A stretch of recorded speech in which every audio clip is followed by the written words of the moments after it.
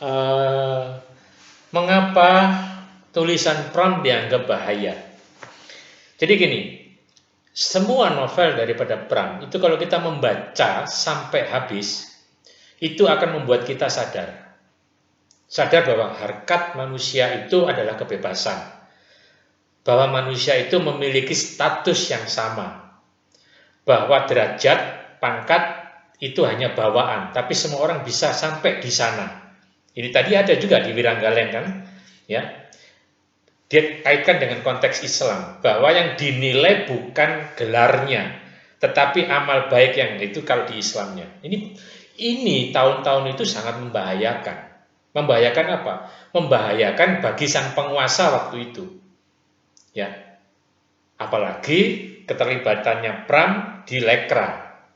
Ya, Lekra ini lembaga yang memang underbo waktu itu PKI yang membawai bidang-bidang kayak sastra, tari, drum segala macam. Ya, sehingga segala yang ada afiliasi dengan itu dibabat habis. Ya. Sebagai contoh, Aidit itu punya pemikiran yang luar biasa, ya karena dia dapat pendidikan dari Rusia. Jadi sebetulnya ya nggak salah juga kalau waktu itu pemerintah mesti memberangus dulu gitu loh ya. Sebab apa? Mungkin masyarakat kita belum siap. Ya, bayangin ya, kalau kita membaca arus balik ini nanti kalau kita baca sampai habis intinya kan Pram hanya ingin menunjukkan ini loh zaman Mojopahit Hindu, ini loh kerajaan Islam. Ya, bagaimana proses ini bisa masuk segala macam. Nah, ini membuat kita sadar, oh iya ya, kalau begitu harus seperti ini, kalau begitu harus seperti ini. Yang tadi karena dibilang, kalau itu difahami akan membuat kita berpikir lebih terbuka, tidak perlu harus berantem karena mereka tidak dari kita semua. Itulah Pram di dalam menuliskannya. Ya, sehingga mau tidak mau semua karyanya diberangus. Ya, baru sekitar 10-15 tahun terakhir ini melalui ya Stamitra. Stamitra ini kan penerbit yang masih ada hubungannya dengan keluarga King Pram. Mereka ingin menyelamatkan, ada teman. Ya, saya cerita sebentar sedikit saja. Pada saat Pram di Pulau Buru, ya, kemudian ada salah satu temannya yang sudah dibebaskan. Mereka sudah pernah janji, ya, semua yang kamu tuliskan akan kita dokumentasikan. Ya, kemudian tulisan itu dikumpulkan. Jadi karena dia kalau bertanya, kalau nanti lihat di obituarnya Pram, bagaimana dia menulis dengan tangan, lembar demi lembar, kemudian dikumpulkan, dikeluarkan dari sana, kemudian diadministrasikan, kemudian oleh Astamitra ini dicetak pelan-pelan. Ya, maka itu kalau kita lihat Pram di dalam menulis, editingnya parah. Karena apa? Ya memang selembar itu disusun lagi segala macam. Ya, nah, pemikiran-pemikiran yang membuat orang sadar itulah yang ya tentu saja pasti ada kepentingan ya. Ya. Sedangkan saya tadi sudah jelaskan Pram sendiri seseorang yang berpikiran bahwa harkat manusia itu sama. Ya, terserah agamanya apa, pendidikannya, yang penting orang mau maju ya pasti bisa. Itulah kenapa dianggap bahaya. Terus sekarang kenapa sekarang jadi enggak? Kan begitu. Ya, beberapa pemimpin kita, khususnya di eranya Gus Dur, yang kemudian dia juga membuka supaya Cina boleh lagi, mulai terbuka semua. Tidak perlu ditakutkan. Kalau orang ditakutkan semakin dikekang, semakin mempengaruhi yang gini-gini. Maka itu sudah dibuka semua. Kejaksaan Agung akhirnya yang di Bredel dibuka. Karena memang kalau di ini nilai sastra. Gitu loh ya. Yang based on sejarah. Semua yang ditulis Pram, ya boleh dikatakan 50% fiksinya, 50% sejarahnya. Silakan kalau ada yang lain menanggapi.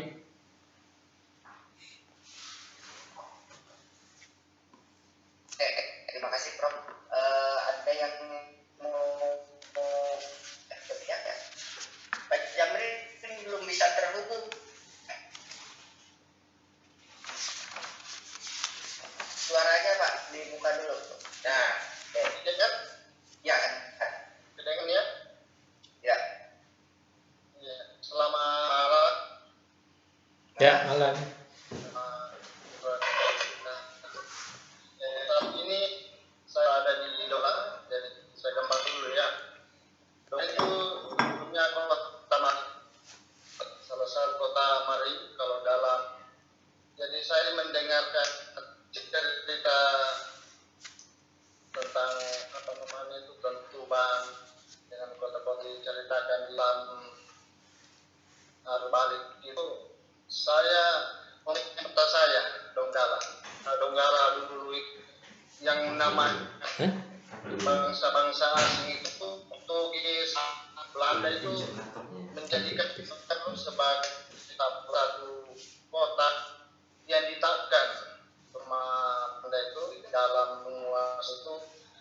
Ini itu sepertinya dalam sejarah kami bagaimana pertarungan. Jadi kalau dulu ini yang berkuasa itu secara logik itu ada banyak Kapten Bus, ada Kapten Arab, ada Kapten Cina.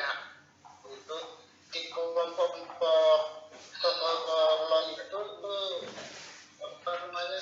Manisambung Kolej dan orang-orang Eropa. Itu kan kompleks ya, seperti apa yang terjadi di dalam di warung di warung ya.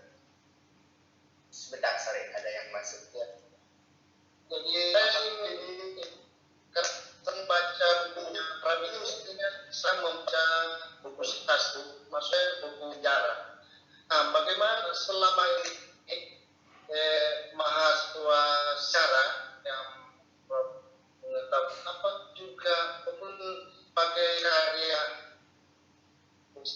karya sekamun.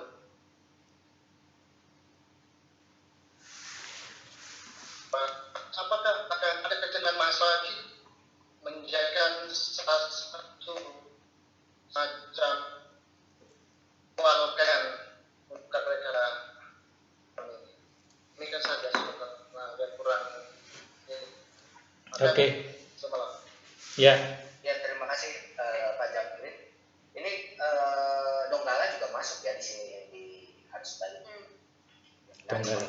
Ya, aku boleh nyela dikit, Yes? Boleh. Ya, selamat malam. Assalamualaikum warahmatullahi wabarakatuh. Sebelumnya saya barangkali ingin menjelaskan dulu ya, ini siapa misalnya kayak Jamrin Abu Bakar. Kelihatan nggak ya? Nah, ini menggugat orang kayak Idris Setah. Ini karya dari Jamrin. Jadi Jamrin Abu Bakar ini adalah orang kayak Idris Setah. Dia adalah wartawan senior dari Donggala, Sulawesi Tengah. Kemudian lagi nih ada mengenai menggugat kebudayaan Kadun Lako dan Dero Kuso. Ini pernah saya ulas bukunya ketika saya sempat tinggal di sana selama 3 tahun.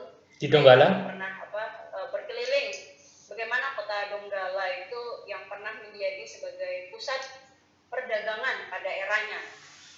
Itu cukup menarik. Kemudian lalu ada Ibu Naidi. Ini saya kasih lihat. Ini novel Augustan. Nah, jadi ceritanya Ibu Naidi ini akan membuat sebuah trilogi dan ini ada mengangkat tentang bagaimana sebenarnya karakter orang Banjar. Ini ekokritik sebenarnya untuk orang-orang Banjar sendiri.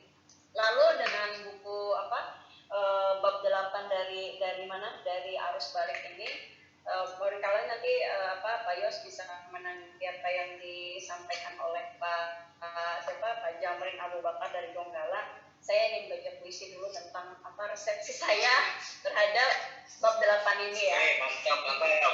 Ya. Sudah jadi ini. Judulnya saya sepakati aja tadi ada kawan-kawan seperti minggu lalu judulnya sesuaikan saja babnya udah kan. Oke, jadi judulnya ini Wiranggaleng Pergi ke Barat. Saya bacakan ya. Katakan pada Rama Celuring menari di Kadipaten, harim-harim terjaga mengiringi pelatar ke Sabandaran. Allah tak menemanimu, kucing hitam meringkuk merap berjaga di permukaan laut hati Hidayah. Oh, pada yang menjahit luka, keputrian Nyi Ayu Sekar Pianjung. Oh, Nyi Gede Pati, aku melompat ke laut. Nafas mengumumkan hajat Gusti Adipati Tuban Arya Teja Tumenggung Wilwatika. Kayuana, aku berbeda di garis pantai. Bandar Tuban. Peranggi menduduki kita, tanah bergolak, laut lepas mengucuk bibir Idayu di kejauhan. Dewa menjaga nabi, Wiranggaleng mengutuk diri. Di bawah pohon kenari aku menggotong masa silam yang kosong. Aku menyingkir-nyir waktu yang melambai. Pada malam yang membebaskan, Hayatullah berlindung pada. Banjarbaru, 20 Juli 2020. Mantap. Ya, Hudan pernah tinggal di Donggala. Ini beres reading buku ini, kau sudah punya novel puisi Arus Balik ya? iya, ya, Gimana hari puisi tuh? ya kumpulan puisi atas resepsi Arus Balik yang diperbab gitu kan. Ya, terima kasih Prof. Yunus. Ya, oke. Tadi Pak Jambrin menanyakan kontekstual mahasiswa sekarang dengan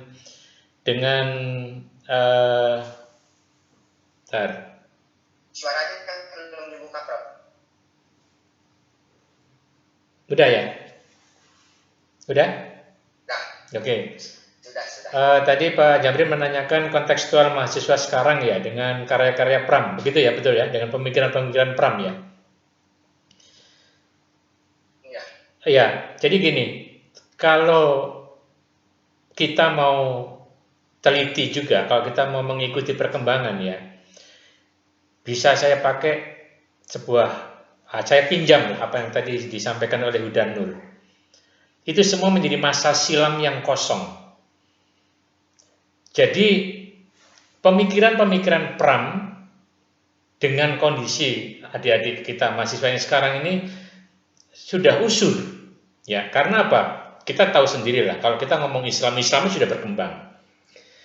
Kalau kita ngomong tentang nilai-nilai, ya, ada satu tadi si Wiranggaleng bilang, iya, kamu menitipkan ke sesuatu yang salah. Ngerti apa tentang cinta, tentang kesetiaan ya? Sekarang lebih ke materi.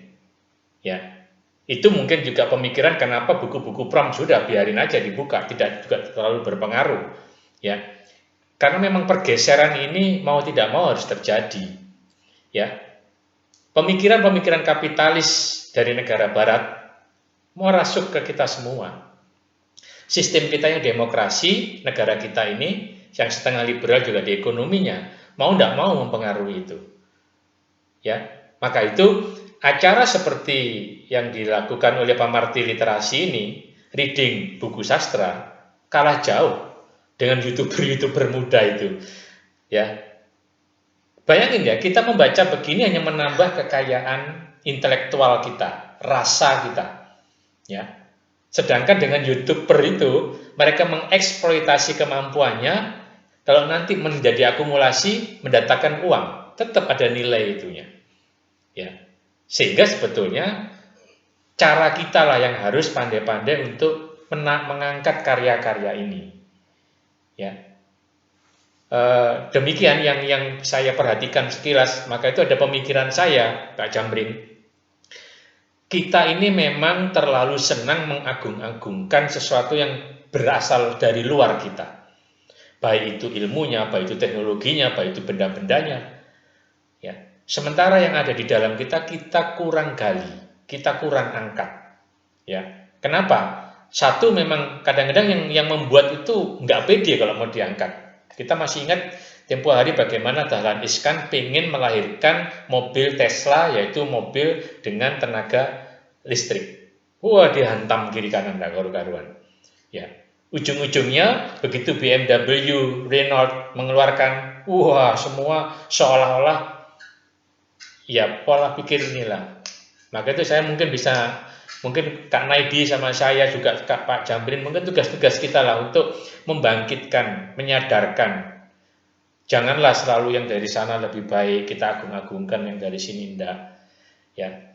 Maka itu saya mendukung acara seperti ini. Nanti mungkin kita bisa lakukan dengan visualisasi, divideokan, di segala macam, sehingga cukup menarik. Makanya kemarin saya pengen nunjukkan ini loh, sebuah acara bisa nantinya disajikan dengan cara semacam propaganda yang manis lah, yang menarik lah. Itu yang saya sampaikan. Ada yang lain lagi?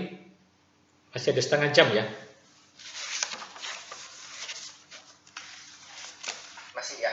Masih. Silakan Kang Aris kayaknya mau bertanya ya. Pak Jamri ya masih. Dulu nih. Kur- Menarik yang dikatakan oleh Prof. Poin yang sebenarnya yang mau saya tanyakan, yang tadi pada senangnya kita mengaku sesuatu yang dari luar gitu. Sekarang kita slot dengan revolusi industri 4.0 kan nih. Soal kita berbicara itu kita ketinggalan zaman modern kan gitu soal Ya. gitu. Nah, Oke. dan saya itu justru kenapa ketika kita sebagai sosok mengalami kebuntuan, kenapa mencari referensi dari Pak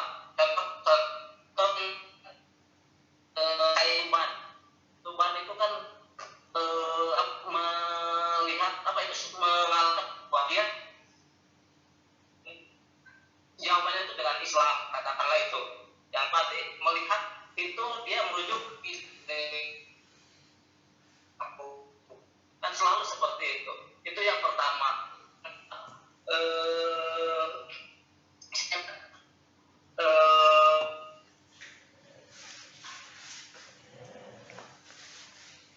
Halo Ya. Terputus-putus. Ya, putus-putus Jelas ya? suaranya. Kang Bejes bisa bantu ya nanti. Putus Kang Aris. Oke, udah putus Kang Aris. balik lagi belum? Udah. Masih putus-putus ya? Tadi satu lagi Pak. Setting aja Kang Aris. Kenapa ditulis aja ya? Ya, tulis. Saya tulis aja ya. Ya, Tulis oke. aja ya. Ya. Oke, sambil nunggu ditulis. Ini gara-gara Huda Nur nih, saya jadi kena virusnya puisi ini. Saya bacain hanya ya. Hanya. Ini tulisan dari Sapardi juga nih. Hanya suara burung yang kau dengar, dan tak pernah kau lihat burung itu. Tapi tahu burung itu ada di sana. Hanya desir angin yang kau rasa, dan tak pernah kau lihat angin itu. Tapi percaya angin itu di sekitarmu. Hanya doaku yang bergetar malam ini, dan tak pernah kau lihat siapa aku. Tapi yakin aku ada dalam dirimu. By Sapardi Djoko Damono.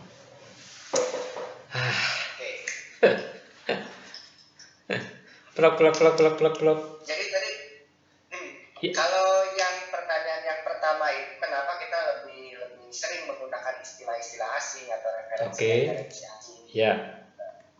Itu Terus? pertanyaan Kang Aris tadi ya. Ya. Padahal di kita juga banyak Ada. untuk bisa menjawab atau menerangkannya. Oke. Terus yang kedua belum? Yang kedua belum. Oke.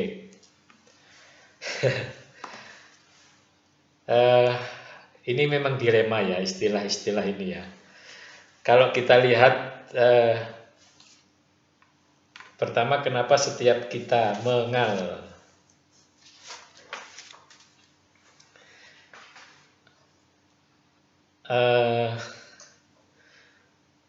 Oke deh, sambil nunggu itu ya, mungkin kita bisa sharing ya. Saya hanya bisa memberi gambaran dari pengalaman saya aja.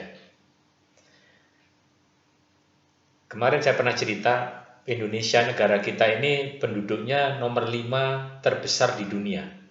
Nomor 5. Ya. Sedangkan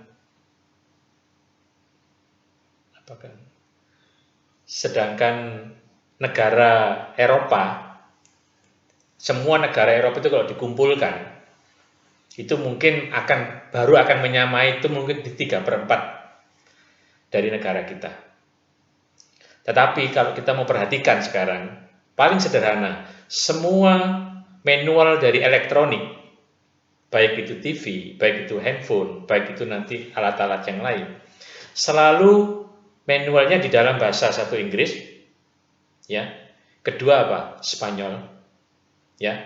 Ketiga biasanya baru kayak Cina juga jarang, ya. Indonesia jarang sekali. Padahal kalau melihat jumlah penduduknya, ini kan mengherankan.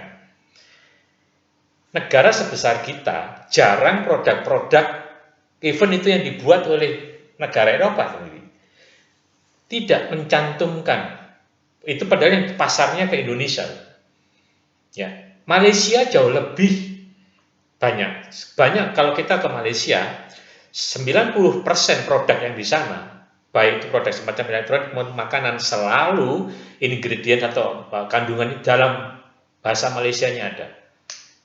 Nah, ini kita ini orang-orang yang bergerak atau orang yang tertarik di bidang sastra. Ini kita mesti suarakan lah, ya.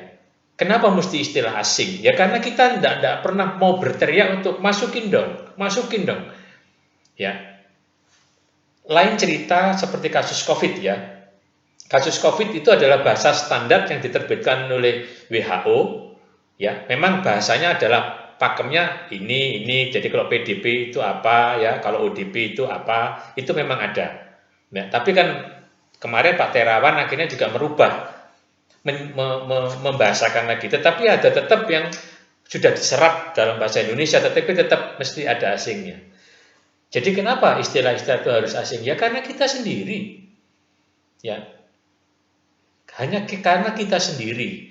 Saya masih ingat waktu tempo hari bedah buku di novelnya Kak Naidi. Kak Naidi memperkenalkan kosakata bahasa Banjar. Ya banyak sekali dialog-dialog, mungkin Kak Hudan kalau baca, tapi saya memberi masukan, kasih dong catatan kaki supaya kita yang orang luar Banjar ini bisa paham ini. Itu sebetulnya pengenalan yang harus dilakukan. Tapi kalau secara nasional, mestinya bahasa kita ini mulai diteriakkan. Ya, jangan semuanya pakai bahasa asing, malah zamannya Pak SBY tempo hari semua di dalam apa ini namanya pidatonya dia disebutkan selalu ada mengutip selingan-selingan bahasa asingnya, ya, sampai kemudian menjadi lelucon, ya. Jadi kalian tahu toh, do you know? Jadi sampai dibuat, seharusnya kalau memang katakanlah menyitir atau mengambil kutipan, ya kutip aja semua kemudian terjemahkan. Pak Karno selalu memberi contoh yang seperti itu, baik dari bahasa Rusia, bahasa Inggris, ya, maupun dari sastra Inggris, dia atau dari Sanskerta, dia kutip lengkap, terus kemudian dia kasih pengertiannya apa, tidak sepenggal-penggal, tidak mau dimasukkan bahasa Inggrisnya, terus itu kesadaran kita sebetulnya, ya. Kesadaran kita, tapi masih oke dalam artian begini, anak-anak muda kita masih punya cukup kebanggaan di dalam berbahasa Indonesia. Itu saja, tinggal kita mesti kembangkan. Tadi yang pertanyaan kedua apa ya, Kang Bojes? Kenapa setiap suatu puncak kejayaan bangsa justru menjadi awal kemundurannya? Majapahit dengan hayam buruknya atau Demak dengan Raden Patahnya? Oke, ini harus tukar pikiran nih ya. Saya bukan orang sejarah ya, tetapi saya memperhatikan kejadian dari dulu sampai yang terakhir. Ingat, Soviet terpecah belah menjadi sekian banyak. Ya, kenapa setiap kali bahasa saya itu bioritme kehidupan, ya. Jadi selalu ada up and down-nya seperti itu. Tetapi aku nggak tahu juga. Aku nggak bisa menjelaskan seperti apa. Tetapi sejarah memang menceritakan seperti itu, ya. Puncaknya seperti yang paling terakhir kita lihat itu kan, runtuhnya komunisme, bagaimana Jerman Timur, Jerman Barat yang dulu dipisahkan oleh tembok Berlin dihancurkan, ya. Terus kemudian Soviet yang seperti itu, terus tetangga kita, kalau mengenai karir pribadinya, Mahathir, tetap terus Itu rahasia ilahi mungkin ya. Yang mau nambahin siapa kalau itu? Oke, ada yang mau menambahkan? Kenapa katanya? Atau jangan-jangan ada settingan dari Eropa juga ya tentang perang ini yang Sundan dan Jawa itu, apa namanya, perang bubat. Perang bubat. Oke, kalau kita kembali ke cerita ini ya, kalau kita, nah ini aku bisa jawab nih. Kenapa? Jadi sebetulnya begini. Kalau kita pelajari masuknya Islam itu sebenarnya kan semangatnya pembaruan. Saya ulangi ya, semangatnya pembaruan karena sistematika feodalisme yang ada kalau kita ngomong di Pulau Jawa itu benar-benar tidak memberi ruang untuk orang-orang biasa. Ya. Jadi kaum ningratlah yang kemudian selalu naik. Pada saat ada sebuah ajaran yang mengajarkan bahwa kalau kita berbuat baik, hidup kita menjadi baik dan berkembang. Oh, ini pasti diterima luar biasa. Ya. Terus kemudian kalau kita perhatikan, para wali sebetulnya adalah barisan sakit hati dari pembesar-pembesar istana. Jadi sepertinya Hayatullah itu bukan orang biasa. Dia orang di dalam Demak, dan saat Demak ikut Majapahit memegang peranan. Tetapi pemikiran dari luar itu menyegarkan. Ya. Sehingga dengan mulus itu bisa masuk dengan enak. Ya, maka itu kontekstual daripada Nahdlatul Ulama sama Muhammadiyah, Islam nasionalis kita itu Islam yang damai, membawa suatu perubahan yang menyegarkan, yang menyenangkan, yang baik lah. Ya. Nah, pada saat puncak daripada Hindu, mereka lalai memikirkan grassroots-nya, akar bawahnya. Begitu ada pengaruh, ya rontok yang atas. Kurang lebih seperti itu. Itu juga dijelaskan di bab kemarin, di bab 7 itu tentang yang kisah Bandar Tuban Rangga Ishak dan ya betul. Sawah itu seperti yang dikatakan Profesor tadi, dikatakan demikian. Dan saya menemukan juga banyak set latar di abad ke-16 ini tidak main-main dilakukan oleh Pram. Salah satunya dia memasukkan hanya satu diksi jagung di bab keberapa ya, jagung itu bab 4 kalau nggak salah, memasukkan satu diksi jagung itu dibawa oleh Said Habibullah Al-Masawa dari Malaka ke Tuban pada waktu itu. Nah, kemudian saya riset jagung itu sampai penyebarannya masuk ke Pulau Jawa, dan ternyata beberapa orang yang menuliskan tentang jagung itu memang pada setting waktu arus balik ini ditulis, itu tuh abad ke-16 itu jagung masuk ke Nusantara, terutama ke Pulau Jawa ke sini. Dan sekarang sedang menunggu tentang jagung sekarang. Ya. Itu titik masuknya dari novel ini, jadi menarik gitu. Jadi banyak yang mungkin suatu hari juga saya akan riset tentang cetbang itu. Tuh. Cetbang, kemudian daster ya. Ya. Daster itu kan kalau sekarang jadi pakaian perempuan gitu, daster itu. Destar. Destar atau das? Bukan, destar. Destar itu ikat kepala yang orang Jawa bilang udeng. Orang Sumatera destar.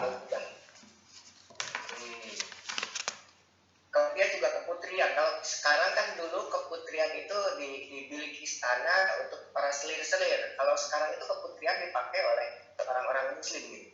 Tentang apa namanya itu, pengajian-pengajian gitu. Itu dinamakan keputrian kalau sekarang. Ya. Jadi itu adopsi yang lebih mengenal keputrian itu adalah Muhammadiyah, karena Muhammadiyah dekat sama Keraton Surakarta kan, sehingga mereka mengadopsi beberapa istilah yang ada di sana. Kalau di Kristen itu ya apa namanya, susteran itu yang keputrian, terus frateran itu yang cowok.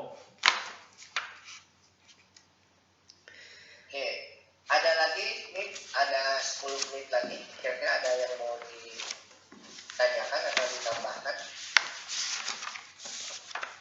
Mungkin saya mau menambahkan ya, Yes. Ya. Jadi tadi ada kan pertanyaan dari mana tadi, dari Kang Haris ya kan, kenapa setiap puncak kejayaan Ya. kita justru jadi awal kemunduran. Saya kira kayak kita naik ke puncak gunung misalkan ya, kita naik ke puncak gunung, udah naik ke atas, pasti kita kan turun kan, Ya. sudah ajalnya seperti itu, tidak bisa kita naik terus Tapi enggak memasalahkan pohon cemarannya kan. Terus tadi ada yang menarik tentang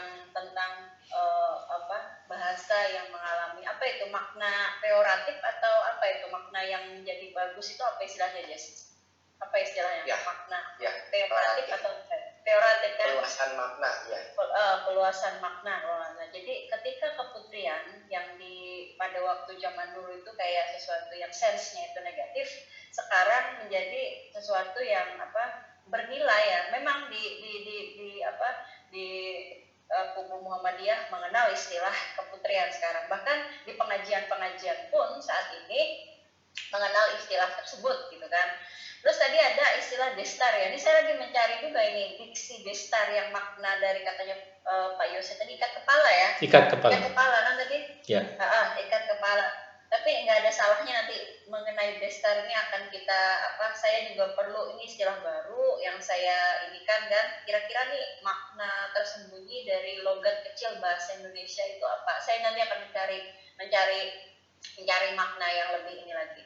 Tadi sebelum ke sini siang tadi saya sempat chat sama Ibu Naidi ya, Ibu Sri Naida mengenai peribahasa-peribahasa, ada bahasa-bahasa misalkan yang dari ini ada tentang Banjar yang mengalami perubahan-perubahan makna, perubahan-perubahan makna yang seharusnya makna itu bagus, kenapa tiba-tiba menjadi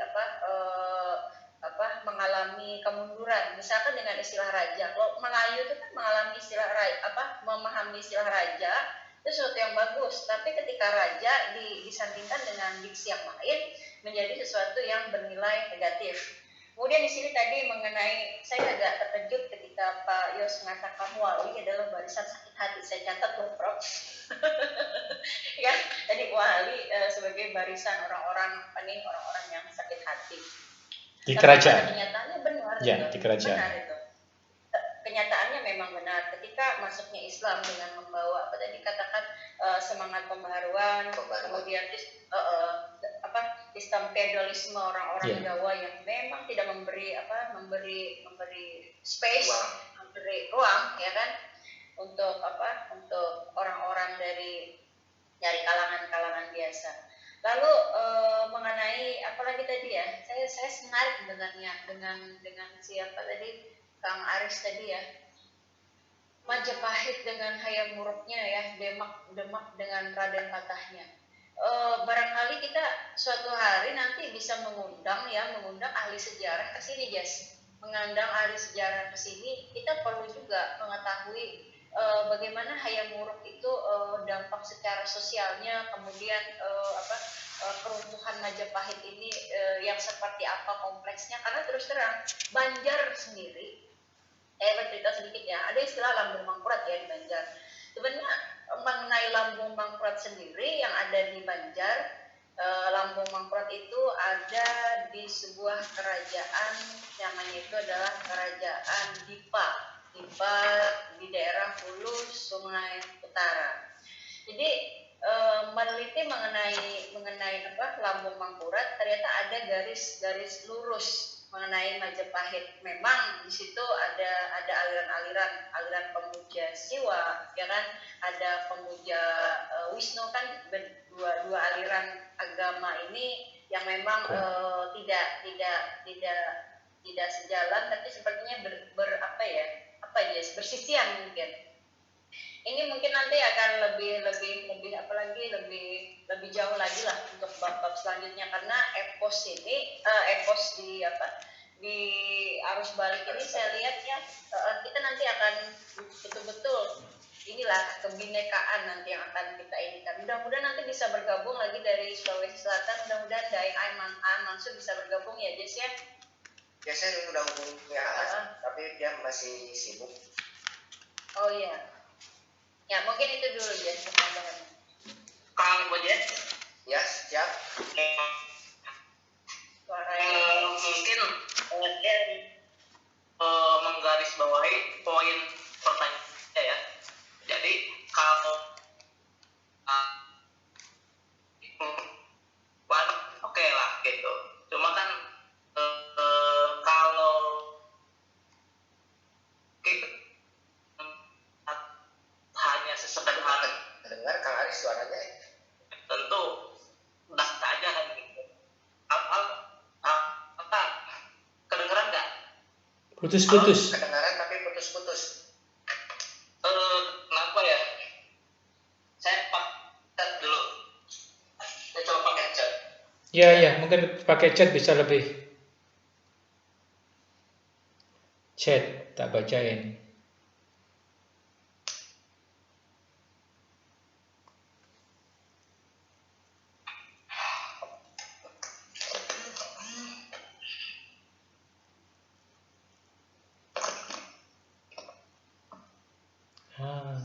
Sudah. Halo Kang Bojet. Ya, Jelas nggak? jelas.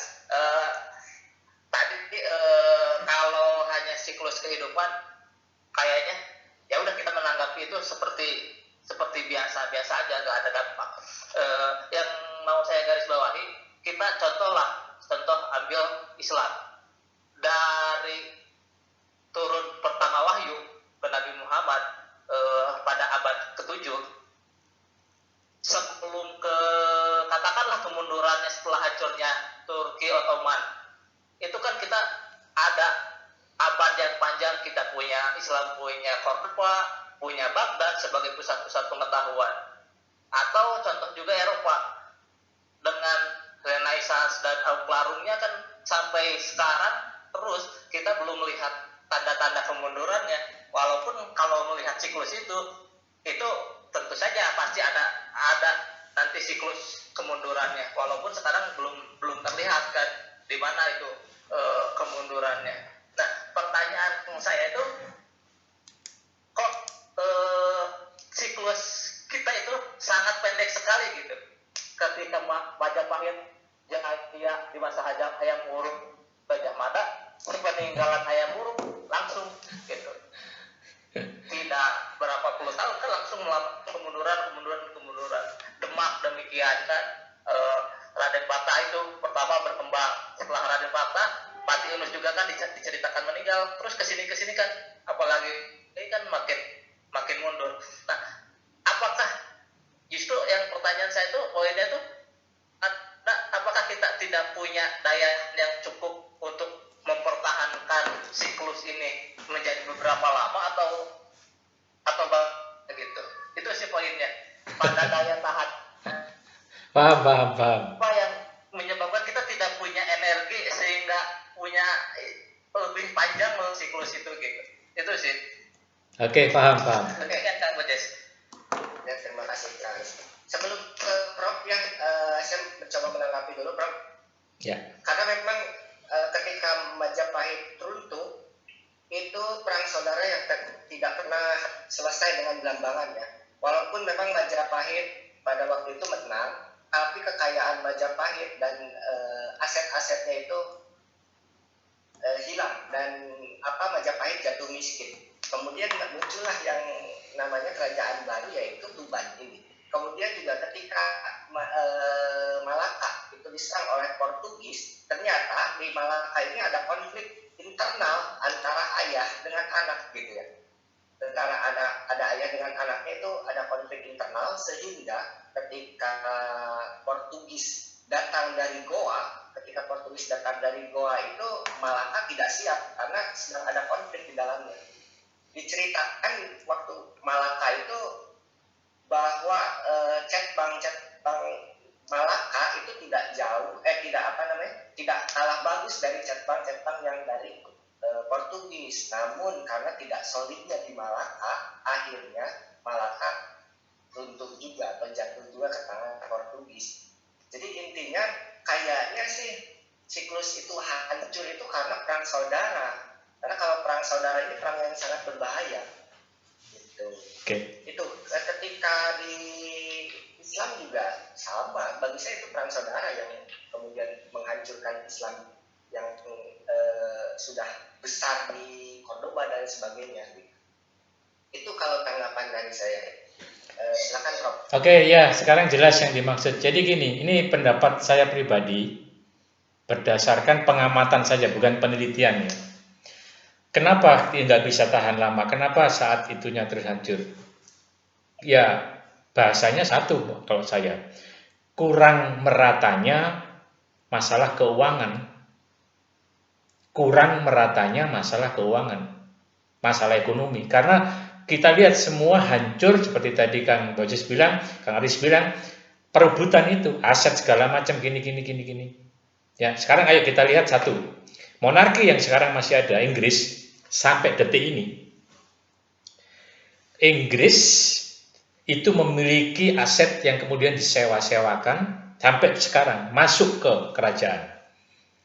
Keuangannya terus. Ya. Belanda juga demikian. Jadi Raja Belanda sama dengan Inggris juga, ini luar biasa. Mereka orang-orang yang sadar untuk memeratakan keuangan ini. Tidak saja di keluarga kerajaan ya, tetapi ke masyarakatnya. Hasil survei mengatakan Belanda adalah negara terbaik di dalam penyediaan sosial, jaminan sosial dan kehidupan bagi warga negaranya. Ya, kemudian Spanyol, kemudian Inggris. Ya. Kalau kita baca sejarah-sejarah kita, tidak pernah ada satu pola tentang uang itu dikumpulkan dari mana, dipakai untuk apa, bagaimana caranya. Baik itu katakanlah kerajaan Mojopahit kita, kerajaan yang di Jawa Barat, kerajaan di Kalimantan, Sriwijaya sekalipun yang di Sumatera, enggak. Mereka selalu masuk kemudian nggak jelas kemana. Satu negara yang sampai detik ini sudah 2000 tahun, Vatikan. Vatikan ini negara yang ada di dalam negara Italia. Dia di pusatnya Katolik. Tahu, seluruh dunia Katolik itu gerejanya nyumbang ke Vatikan. Ini strukturnya betul-betul dibakukan. Ya. Mari kita lihat sekarang, masjid-masjid yang ada di Indonesia baru 20 tahun terakhir ini saja menyadari untuk mengumpulkan dana itu. Zamannya Pak Harto dulu, masjid dibantu untuk dibangunkan. Karena waktu itu semua masih belum sadar. Tapi sekarang setiap masjid sudah membacakan laporan keuangannya. Seperti apa, bagaimana. Nah, kalau negara Indonesia ini dikelola dengan baik seperti itu, ya, pasti kita akan bertahan. Jadi pribadi saya mengatakan, kenapa kok bisa jadi memang Hudan bilang mungkin siklus iya, tetapi di balik itu adalah kurang meratanya mengenai keuangannya, sehingga yang sejahtera cuma itu doang. Ya pasti berontak dong kalau orang seperti itu. Itulah bahayanya pemikiran Pram. Waktu zaman-zaman itu kalau semua orang membaca karyanya Pram, dia akan sadar. Kalau dia sudah sadar, wah dia nggak mau hidup cuman, wah bayangin tempo-tempo itu makan seadanya, beras dicampur dengan ini segala macam. Kang Bojes, saya kira itu. Thank you. Oke, siap. Prof, terima kasih Prof. Kayaknya sudah cukup ya, Ngopi dulu. Ini kasihan di Sulawesi sudah jam 12 nih. Di Sulawesi sudah jam 12, di Banjar sudah jam 11. Di Bandung masih jam 10. Ya, Kak Naidi sama Kak Udan ini jago kalau melek-melek malam ya. Terima kasih, diskusi kali ini sangat menarik ya, dipandu oleh Prof. Mudah-mudahan minggu depan saya sudah menghubungi siapa namanya itu, Kedung Dharma Romansa atau Iman Romansa itu dari Jogja, yang menulis novel Clear Cylinder gitu ya. Mudah-mudahan dia untuk minggu depan bisa jadi pemandu.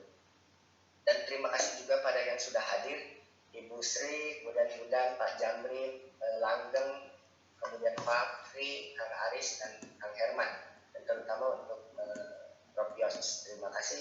Semoga minggu depan bisa gabung lagi ya untuk bab 9. Karena setiap bab-babnya itu punya keunikan sendiri-sendiri. Ramli. Aris, ada yang mau ditambahkan sebelum ditutup? Cukup Pak. Oke ya, kalau gitu kita foto dulu ya. Ya, sip. Ininya jadi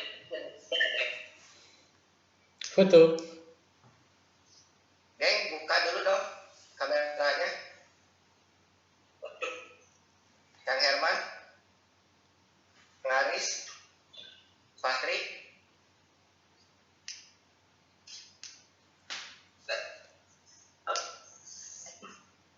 Yes. Iya, aduh.